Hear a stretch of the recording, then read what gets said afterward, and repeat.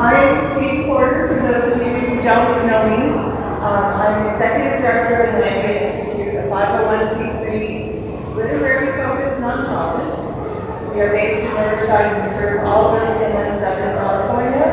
And one of our core tenets of our mission is to support local authors. And today we have with us one Evan Turk.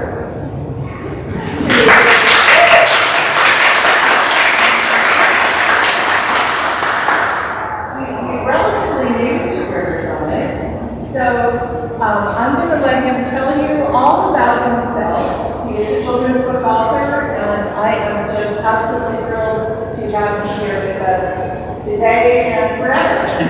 Right? Okay. So welcome, Evan. Thank you. So hi everyone. My name is Evan Turk, and like we mentioned, Susan and I moved to Riverside about 3 years ago.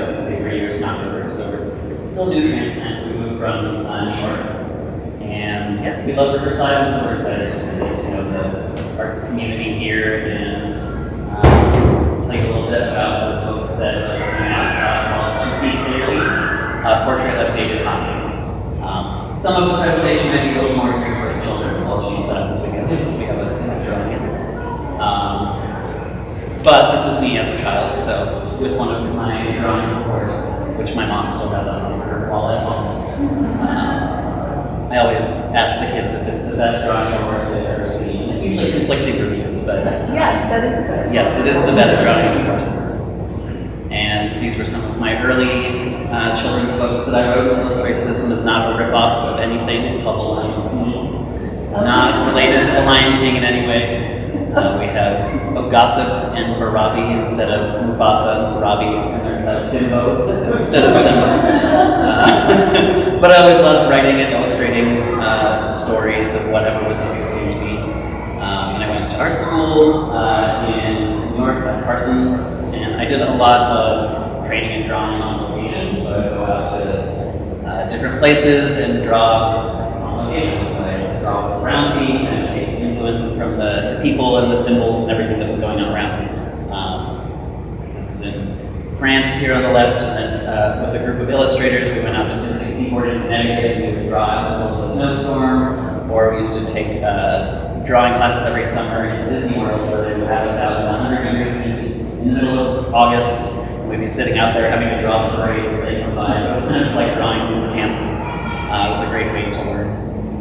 Here's Chris and I back when we used to live in New York. I have to update the slideshow with a Riverside picture. And these are our cats, which I love to put in there because kids will say mom. So this is Bert and Pika, and they're very adorable and they love each other. You can say mom. And these are the books that I've illustrated so far. So I've written about half of them and then illustrated the rest. And it's a different experience getting to illustrate someone else's text versus my own, but I do like getting to tell stories about whatever it is that I'm interested in. And the book that I'm going to talk about today is about David Hockney, who's one of my favorite painters. And as a gay artist myself, it is always really inspiring that he's been able to accomplish everything that he did as an openly gay painter, especially becoming famous in the 60s when it was not legal. So he's been an inspiration to me in a lot of different ways. And so I really wanted to share his story and his artwork with kids, because I think his artwork will really resonate with kids. I think it's very approachable and it has a lot to offer. So just a brief little bit about David Hockney. If you don't know who he is, he was born in 1937 in Yorkshire in England. These are some of his self-portraits that he did at various points during his childhood. I wore my glasses today in honor of him, so he has spectacles throughout his life. And he, at some point, dyed his hair blonde, so that he became a straight mark for the rest of his life. He's still alive. He's 84 years old now, living in the north of France. And he moved there because they had more lax smoking restrictions in France than they do in England, and he loves to smoke. So it was hard to find a series of pictures of him where he didn't have a cigarette in his hand. And he's most famous for his paintings of Los Angeles that he did during beginning in the 60s. The one on the right is called a bigger splash, which means a splash after a person has jumped in the pool. So those are kind of what he became most well known for. He also painted a lot of portraits of couples, of his friends, people in his life. And what I appreciate about him is throughout his life, he was able to do pretty much everything. He would go from complete realism to complete abstraction, and he was really able to do it all, and he never let anyone put him in a box of what he was supposed to be creating. I think that's something that a lot of artists can learn from. And later in life, he became fascinated with the landscapes of Yorkshire, so that's what he's been doing for, I think, the past 20 years now, is going out to Yorkshire, painting on location, which was something that I really responded to, because that was one of my training as well. So now I will read the book. Actually, show you. Everyone's seen the project, but it's good.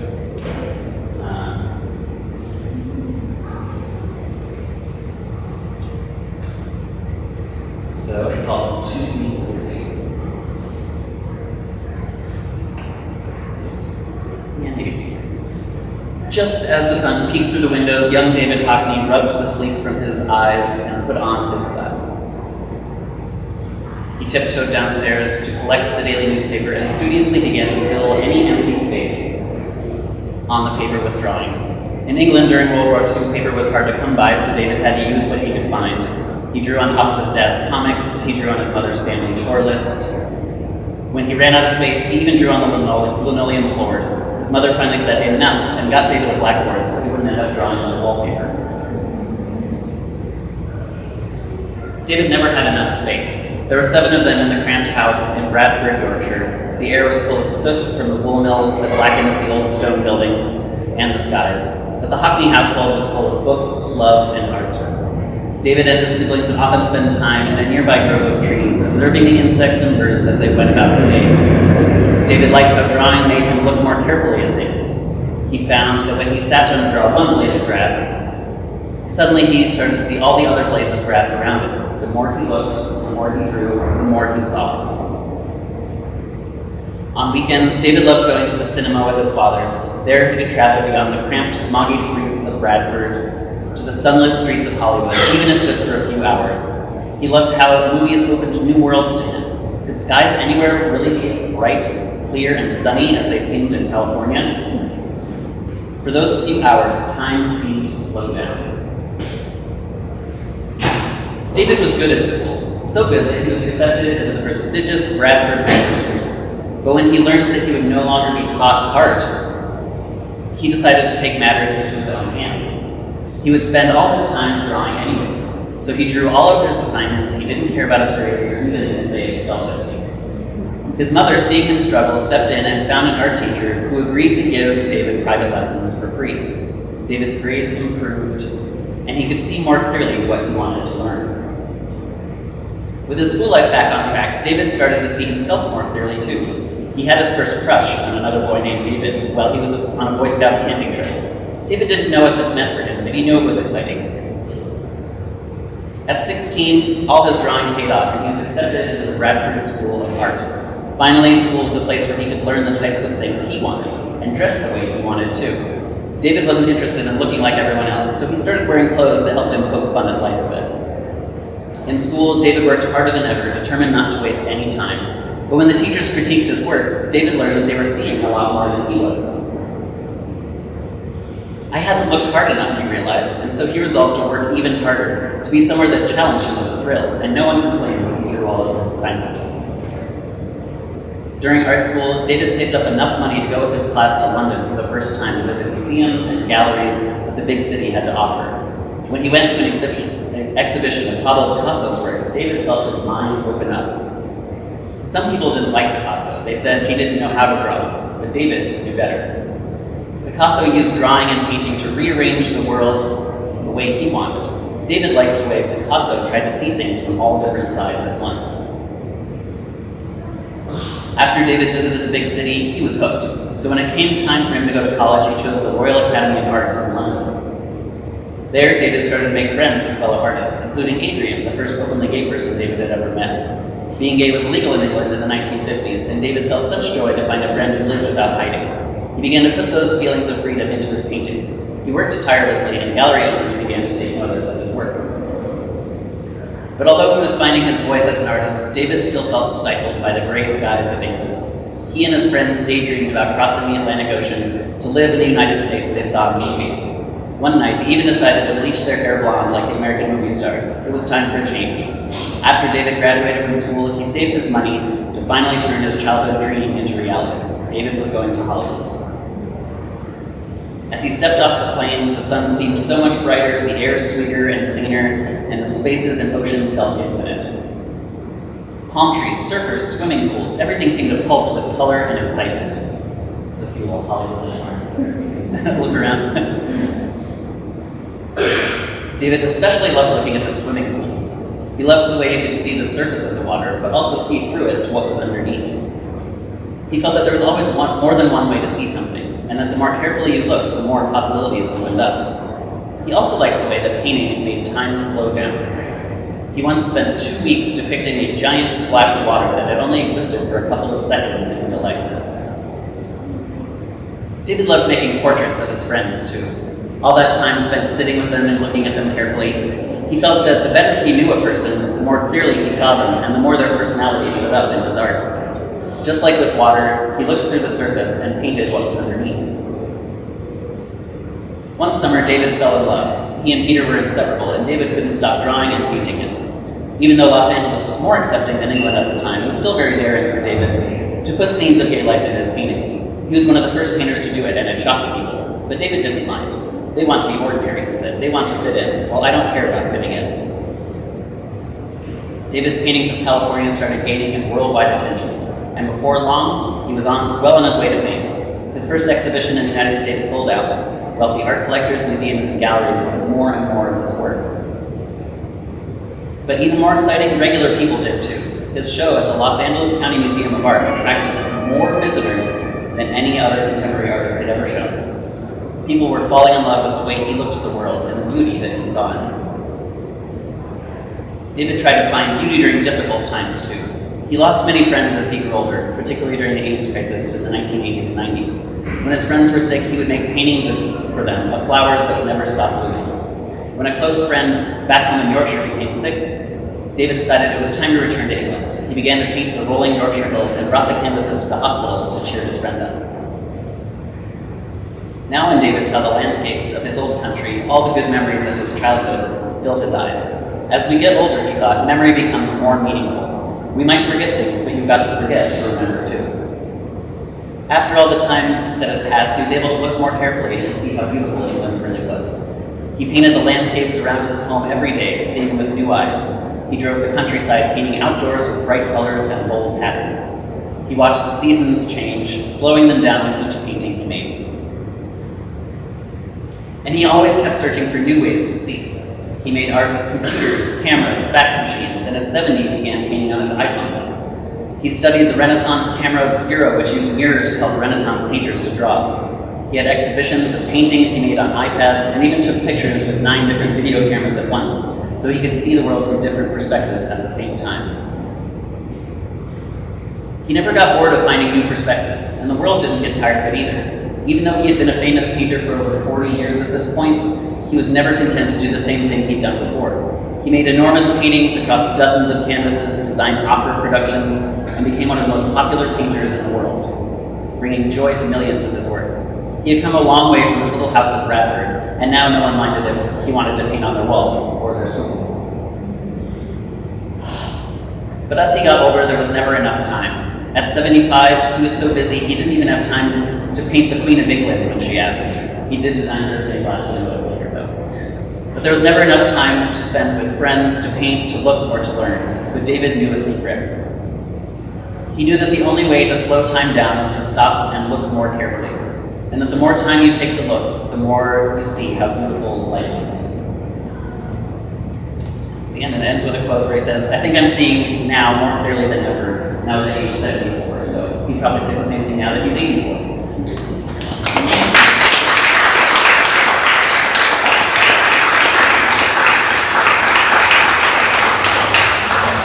So now I'm going to talk a little bit about the process of making a children's book and kind of all the different steps that go into that.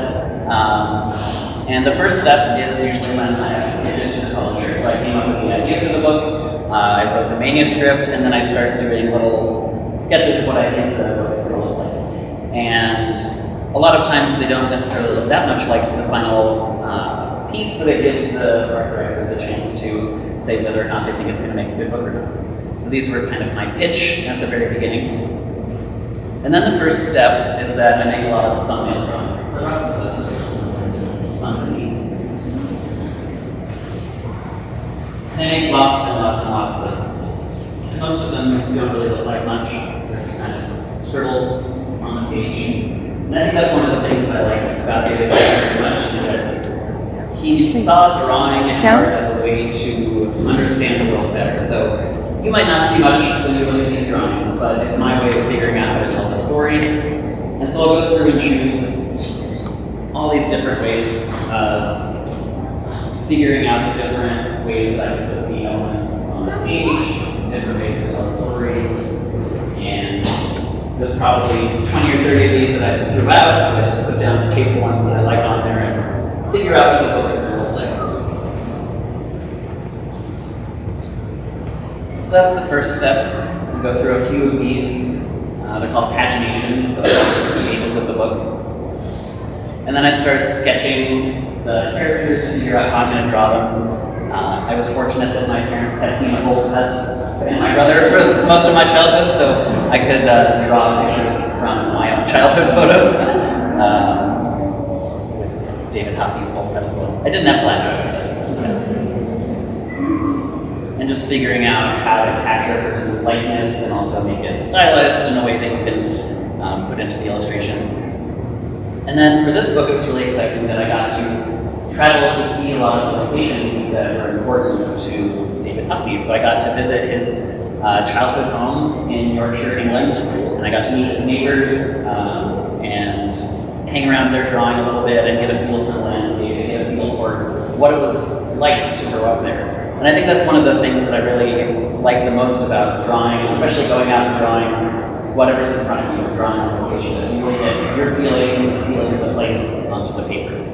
You can see how the pictures and the drawings that I made there end up leading to the final illustrations. And then I went to downtown London,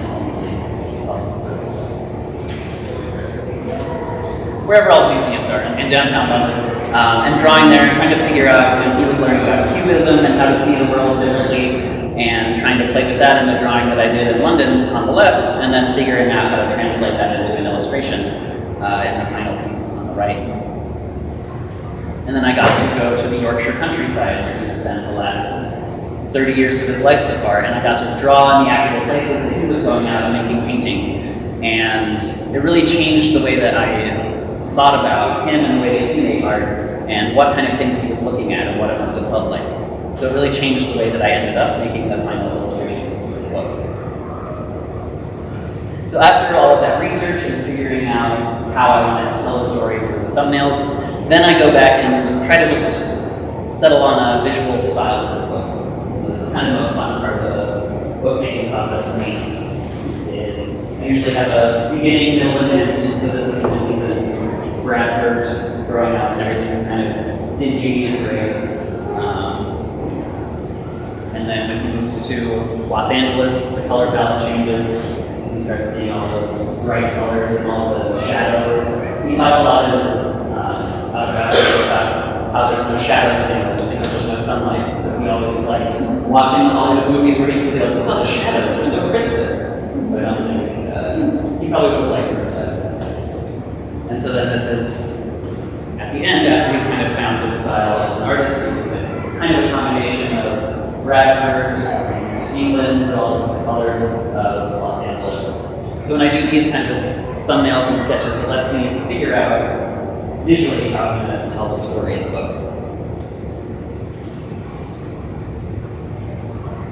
And then I make sketches. Usually there's a lot of these as well, so I'll go through sketch after sketch to try and figure out exactly how everything is going to sit on the paper and where the type's going to go.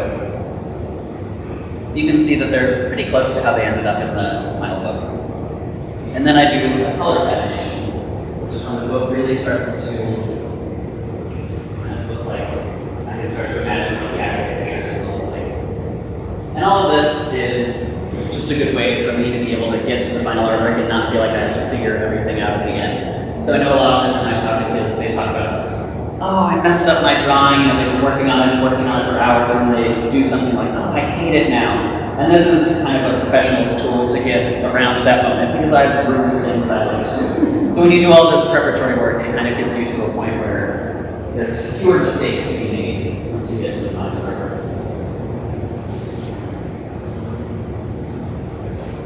And this is just kind of showing how many different stages there can be for just one illustration. So this was my first little nothing thumbnail of him drawing out in the Yorkshire countryside.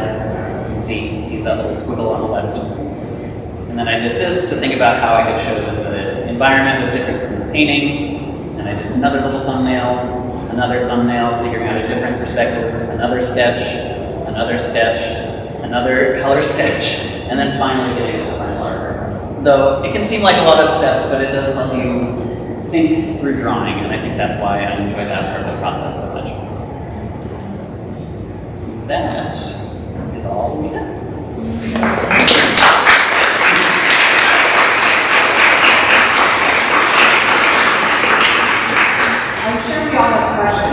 Yes, we can do some time for questions, and then do a little bit of final artwork, and then if there are any kids in the audience that want to have their portrait drawn, I can do that too. So, see a few kids that came in a little bit later. So, yeah, you can put your questions. Well, I wonder, did you have any contact with David Hockney during the process of this? Not officially. We were in contact with his assistant, companion person that he lives with. So I don't know if he's officially seen the book. His assistant has. So he approved it? He approved it, yes. So Hopefully he'll see it. the text, so where do you do the details for the text? Fortunately, because he's been around for 60 years in the public eye, there's dozens of interviews, several autobiographies, several other biographies, there's a lot of information. So just kind of picking and choosing what little bits to use. Do you have some new projects in there? I do. I have a book that I'm working on now called Forest Song, which is written by Kirsten Hall, and it's a collection of different poets throughout history about being in nature and enjoying the beauty of nature. So. Did you say poets? Yes. Okay. Yes, lots of poets. All right, we will hear you. What is your timeline from concept until finished product is out? So Here, you say, or? So usually once I come up with the idea and I've gotten it accepted by the publisher, usually it'll be about 2 years from that point to actually coming out. So it'll take me about a year to make the whole book and do all of the illustrations and finish editing and writing, and then another year for them to print it and do all the color correction. Number 2, would Hockney be considered a pop artist? Non-similar to Warhol? Yeah, I think a lot of his artwork could be considered pop art. Then he did so many different styles and things throughout his life. It could kind of be, he could fall into 20 different categories, but definitely something pop art. Yeah. So the idea came first for the manuscript? Yes. So how long did you write the actual manuscript part? Asking for writing. I don't remember the exact timeline. I had to read a lot about him for the, so that the research part always takes a good amount of time, and then just figuring out how much I want to narrow down, because he lived a very long life and did a lot of things, and I had to narrow it down. So a few months, something like that. Yeah. This one was signed up before we even lived here, so it's over 3 years. That's good. Yeah. So he's correcting my mom. That's fine. Yeah. So I guess I wrote this one originally back when I lived in New York, and then I moved to find less gray skies out in California, and so yeah, I guess that was 4 years ago that I was started that. Not just this particular book, but we have published by Are all of your books ones that are concept in terms of story? works with other authors or? Go back to that. So I do work with, about half of them I write myself, and then the other half are written by other authors when I just illustrate. So the ones that I've written myself are The Storyteller, Heartbeat, You Are Home, An Ode to the National Parks, 1,000 Glass Flowers, Hello Moon, and Choosing. So it's kind of a wide range of topics, and just, yeah, sometimes it's exciting to come up with my own, and then sometimes it's nice to have something new to contribute to. Do you have work that you want to do personally alongside I do actually, yeah, so about 4 years ago I started painting, actually under a pseudonym because it's not related to children's book stuff, so J. Perino is my pseudonym, it's my mom's last name, Jack Perino, and I just had a show in LA that I opened yesterday, painting, so I do also do things for myself as well. That was yesterday, right? Yesterday, yeah. It's been a busy week. Is Hockney still active as an artist to this day? He is, yeah. I think he just had an exhibition of iPad drawings that was opened last year. I think there's another exhibition of portraits that's opening in London sometime this year. So he's a very busy guy, even at 84 years old. He's still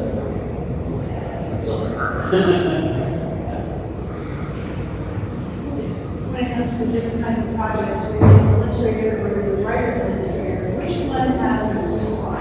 What is your preference and why? I think it depends on the project.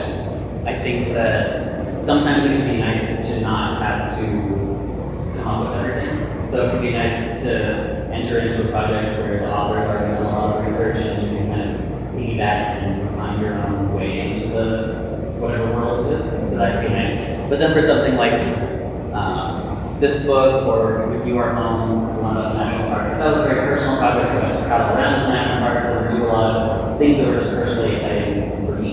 So I think those are probably my favorite projects.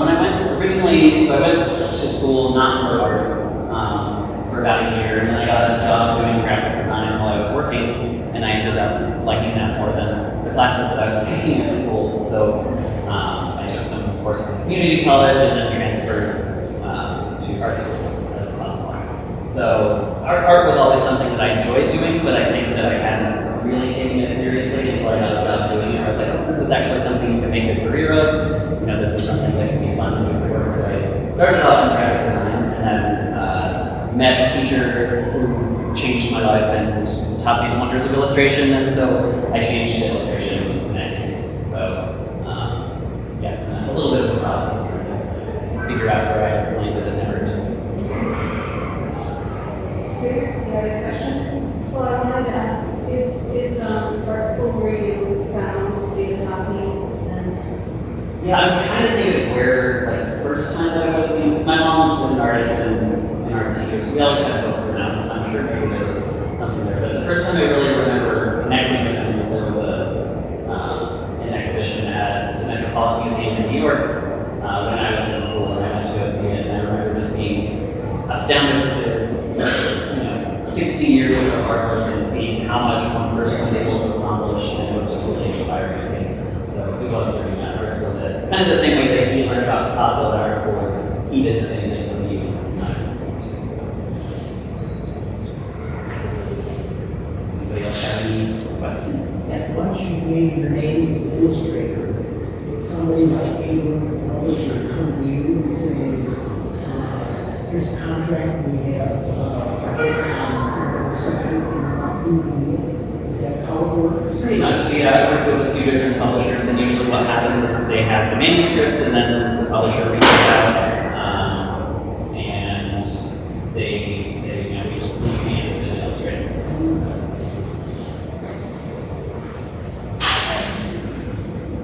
The collaborations with someone else wrote the story, do you typically interact with the writer? Or? Typically they don't have you interact with the author, but as I've gotten more into the industry, it's kind of like a case-by-case basis. So on one of the books, The Red Tin Box, the author actually reached out to me instead of the publisher, because we had just chatted on Instagram, a book that you might be interested in illustrating. So with him, it was kind of a collaborative process. And then for the first book that I illustrated, which was Grandfather Gandhi, it was written by Gandhi's grandson and another author, Evan Turk, and because it was his life story, he was very involved in terms of approving and all the sketches and the characters historically accurate. So sometimes yes, sometimes no. So to somebody who says children's books are so easy, they look so easy, I can write one. I suppose you would refute that. I mean, I think everyone should try it. I think I don't mind that as much as when people are like, yeah, I've got an idea for a story that you should illustrate. That tends to be more important. Yeah, I do think I like when people follow through. Like, if they do have an idea for a children's book, when people follow through. All right, well, if anybody has any last questions, otherwise, let's say thank you.